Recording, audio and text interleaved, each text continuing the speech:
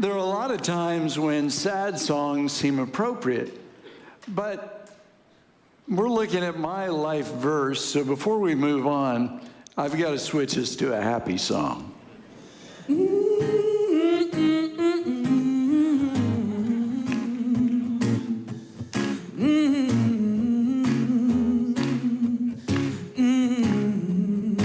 Hum with me.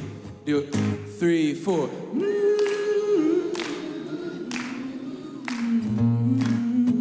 Beautiful.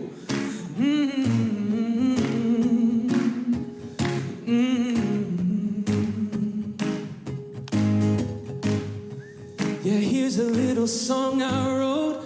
You might want to sing it note for note. Don't worry. Just be happy. Yeah, in this life you'll have some trouble, but when you worry, you just make it double. Don't worry, just be happy. Don't worry, be happy now.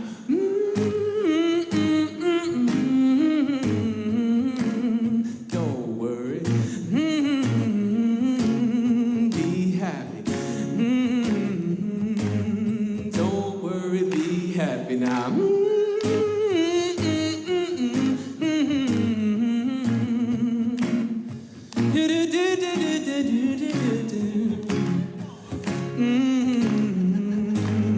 Don't worry, be happy.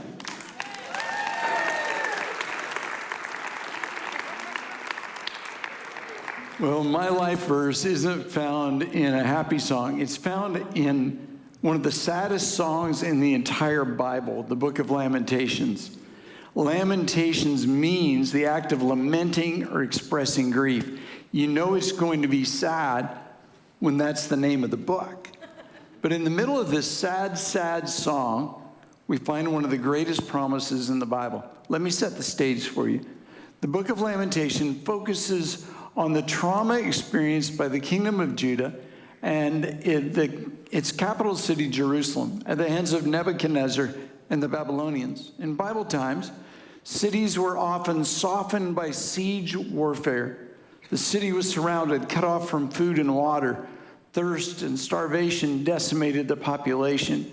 Then once the people were weak and dying, that's when the enemies invaded. And that's what happened in Jerusalem. The enemies invaded, the palace was destroyed along with the rest of the capital city. The leadership, much of the population were kidnapped and taken away as captives. The temple of God was burned. Jerusalem lay in ruin. And it all happened because God's people turned their back on him. They rejected God and they chose a life of sin. They knew right, but they did wrong. The Book of Lamentations is written by the prophet Jeremiah. He sat among the ruins of the city, and he wrote a long, sad, painful song about the hurt and what caused it. In the first 2 chapters of Lamentations, it all sounds hopeless. Like everything is wrong, nothing will ever be right again. It's over and done because of sin and failure. I'm not going to read all of it to you, but let me just read you some excerpts from the first couple of chapters. Chapter 1, how deserted lies the city, once so full of people. How like a widow is she who was once great among the nations. Bitterly she weeps at night. Tears are upon her cheeks. All her friends have betrayed her. They become her enemies. All who pursue her have overtaken her in the midst of her distress. Her foes have become her masters. Her enemies are at ease. The Lord has brought her grief because of her many sins. Their children have gone into exile, captive before the foe. All her people groan as they search for bread. They barter treasures for food to keep them alive. This is why I weep. My eyes overflow with tears. No one is near to comfort me, no one to restore my spirit. My children are destitute because the enemy has prevailed. Now chapter 2. My eyes fail from weeping. I'm in torment within. My heart is poured out on the ground because my people are destroyed, because children and infants faint in the streets of the city. In the day of the Lord's anger, no one escaped or survived. Those I cared for and reared, my enemy is destroyed. Now chapter 3, I have been deprived of peace. I have forgotten what prosperity is. So I say, my splendor is gone, and all that I'd hoped from the Lord. That is sadder than any country song. One of the most difficult things about being a pastor is watching people whose lives are wrecked by sin. They're broken and desperate. Marriage is destroyed. Bank accounts empty. Usually sky-high credit card debt. Addicted. Broken relationships with family and friends, all because of sin and failure. Sin moved them outside of God's blessing and protection. They're crushed by consequences, overwhelmed by grief and loss, and feel like there's no hope. Many times, they just want to give up. Often they do. Sadly, instead of crying out for help and repenting at the first sign of sin and the first consequence, most continue until they find themselves at rock bottom. There's a lesson in that. Don't wait for rock bottom. When you're going the wrong direction, turn around. Don't keep going towards pain and destruction.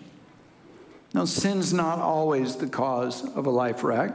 Sometimes you get caught in the consequences of someone else's sin. Sad to see.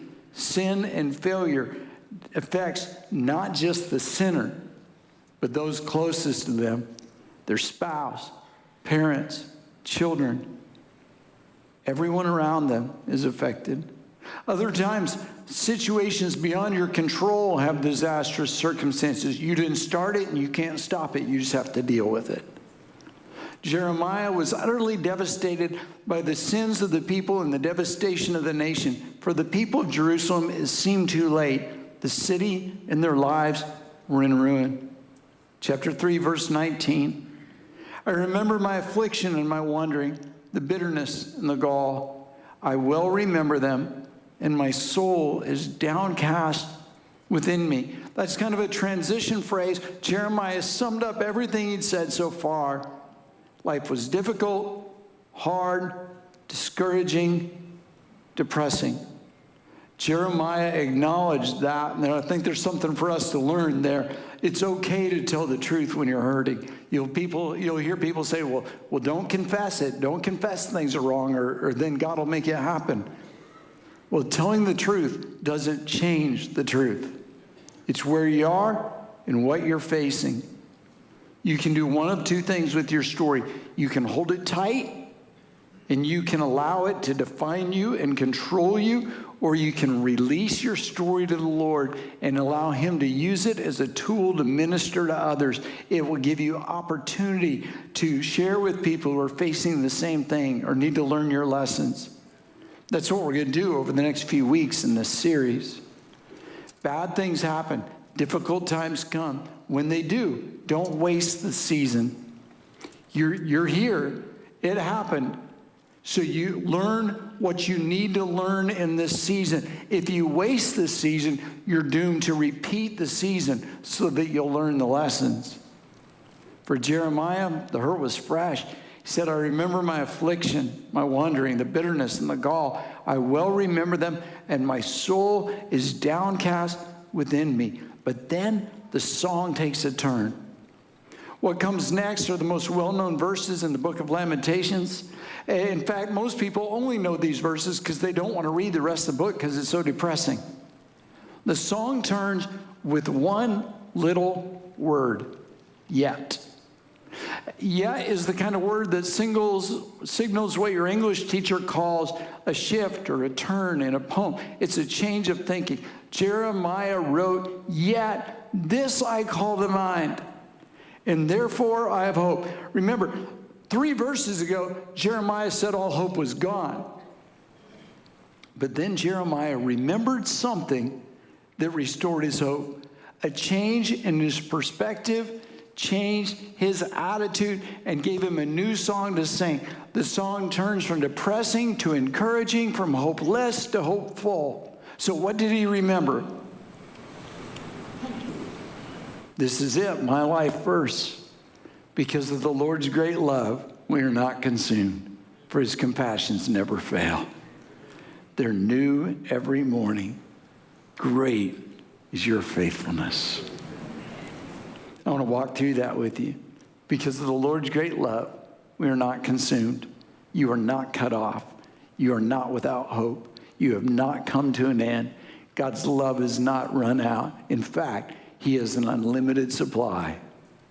Even when you're experiencing the consequences of sin and judgment, God never quits loving you.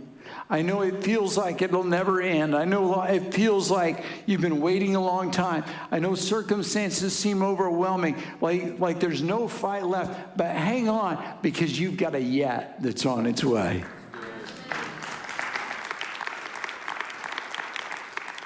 Because of the Lord's great love, we are not consumed, for his compassions never fail.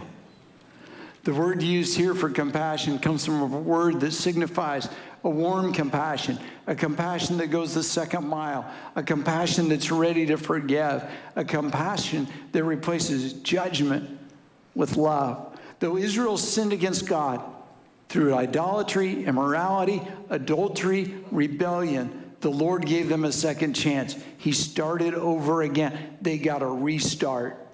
God's determination to bless and heal his people is unending. Look at me, listen to me. The road back may be long and difficult, but you can begin again. It's not over. You can begin again, not because of your goodness, but because of his goodness. It's never too late. It's never too far gone. It's not over. Because his compassions never fail. They're new every morning. The word new here doesn't mean something that never existed before. Instead, it's a fresh renewal of what had already been experienced. It's not that God's mercies are new. God's mercies have always been and always will be. It's even better. His mercies are daily renewed. When you wake up on Monday morning, you got a long week ahead. God's mercy, his compassion is fresh and new for that day. Then regardless of what happens on Monday, when you wake up on Tuesday, guess what? Fresh supply of his mercies and his love. On Wednesday, it's a long way to the weekend. But God's mercies are new and renewed in you. When you wake up on Thursday and when you wake up on Friday, you discover that once again, God has renewed his mercies and his compassions are new and his grace is available to you. When you get up on Saturday, a couple hours later, his mercies are new and his compassions never fail. And then we come together on Sunday and every week we celebrate again that God's mercies are new and his compassion never fails. With each new day comes a fresh supply of mercy and compassion, enough for that day.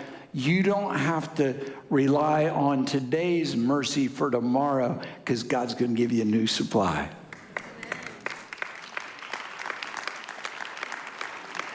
Because of the Lord's great love, we are not consumed, for his compassions never fail. They are new every morning. Great is your faithfulness. Amen. I wrote this message April 15th. And right here, as I was writing, my eyes welled up with tears as I thought about everything my family had faced in the month leading up to that. Lightning struck our house in the middle of the night. It was weeks later. We still didn't have working air conditioning. We were discovering new things wrong every day. Insurance did what insurance does and didn't pay for a bunch of stuff that we had to pay for. Cindy had surgery canceled when she tested positive for COVID. Then Cindy fell and broke her ankle, found out she'd have to have another surgery. Our son Tyler had major surgery. We didn't give Satan credit, but it sure seemed like we were under attack. There was a lot going on.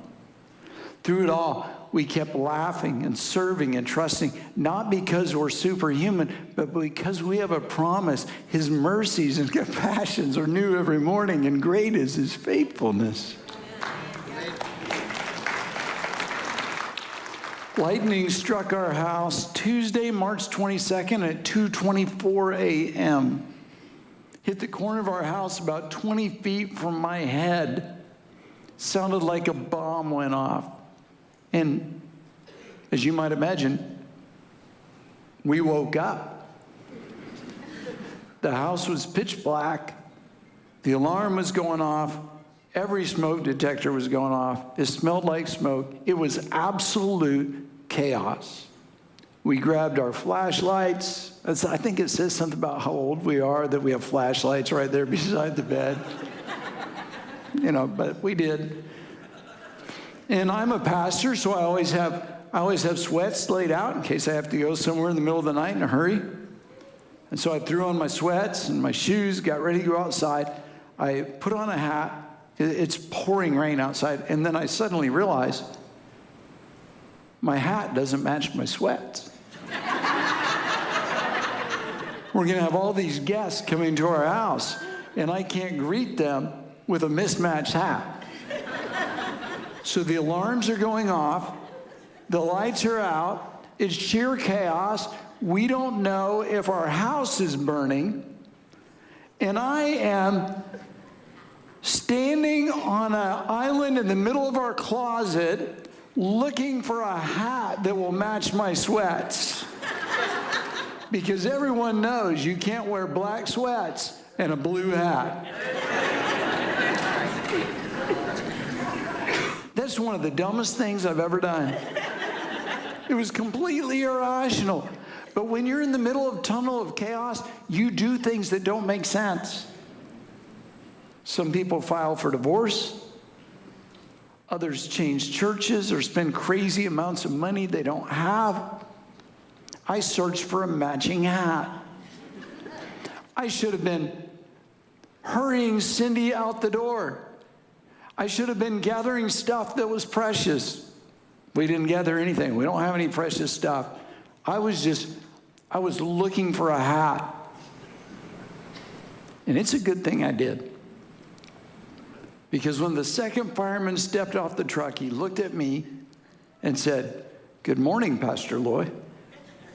And instantly I knew what he's thinking.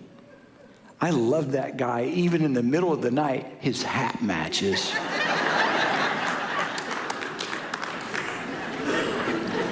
Police and fire department came. We're so thankful to North Little Rock. Our city is so awesome, and they were all so kind and caring. And it's fun. I was standing there in the front door greeting everybody as they came in. I mean, it smells like smoke. They're trooping in and out. They're wiping their feet on the mat every time. It was just incredible. They saw where the lightning had hit. They looked through the attic with a thermal imaging camera. Even though it smelled of smoke, there was no flame. When the lightning hit, it traveled all the way around the exterior of the house. It blew gutters off our house. Exterior lights on every corner were blown off. There were scorch marks all around the house. Several years ago, the boys bought me a TV for the back patio for Father's Day. I thought that was the ultimate sitting outside and watching the Razorbacks lose. The plug for the TV was melted into the outlet, which was black and blown apart. Every insurance adjuster, fireman, and an expert who came to our house said the same thing. "We can't believe this house didn't catch on fire. You're so lucky." We're not lucky. We serve a faithful God.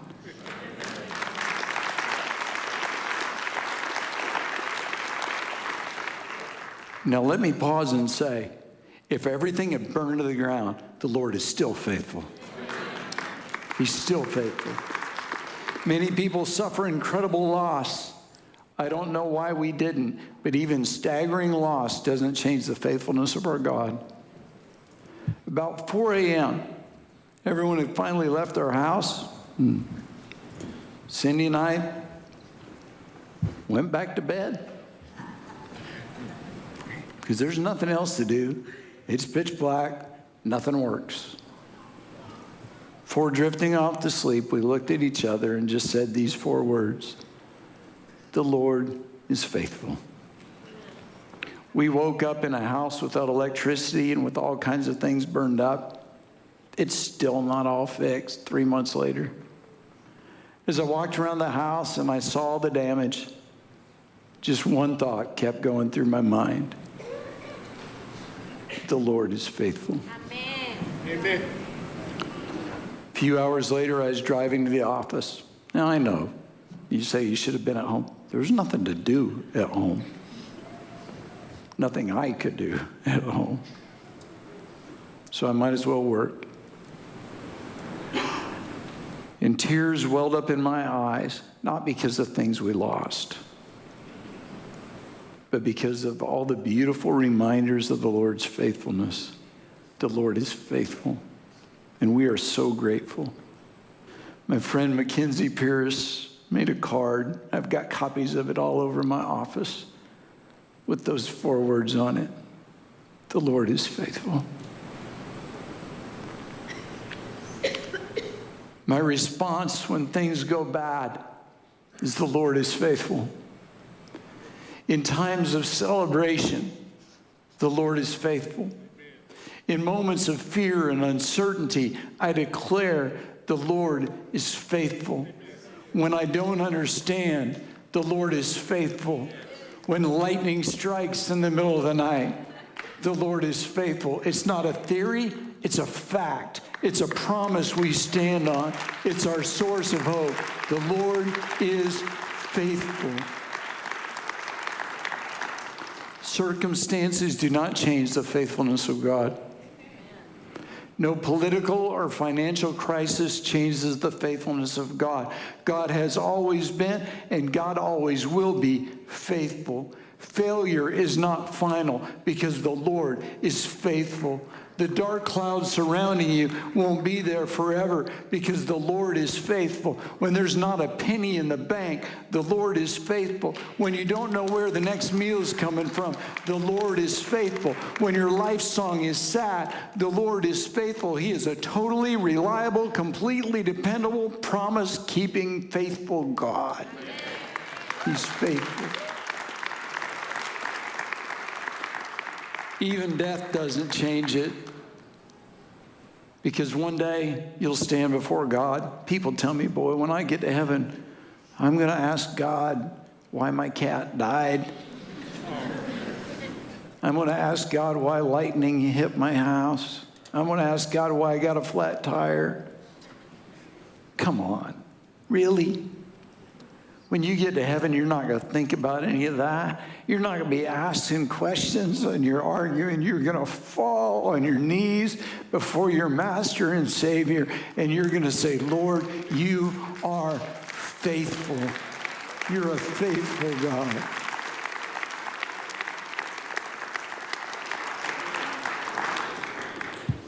Now, if that doesn't make you want to stand up and shout, I don't have anything else. We serve a faithful God. Into an uncertain, unclear future, we say, the Lord is faithful. When you feel like everything has fallen apart, the Lord's faithful. His mercies are new every morning. When you face devastating loss, He's faithful. When you don't know where to turn, you can turn to Him because He's faithful. I want you to close your eyes. If you're in that spot right now, I want you to close your eyes. And I just want you to receive from this song as Lucas and Mary Grace sing it over you. And I want you to rest now in the faithfulness and the compassion and the mercy and love of your faithful Heavenly Father. Morning by morning, I wake up to find the power and comfort of God's hand in mine. Season by season,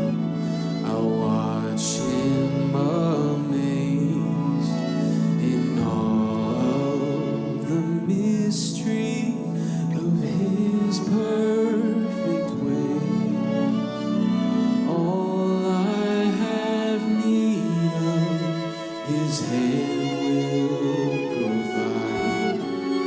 He's always been faithful to me.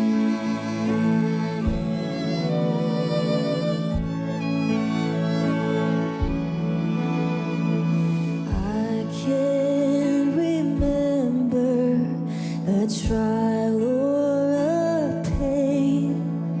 He did not recycle to bring me gain.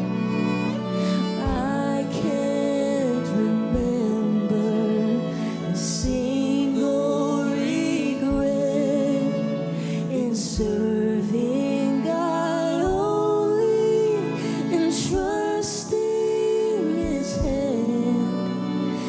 All I have need of, His hand will provide. He's always been faithful to me.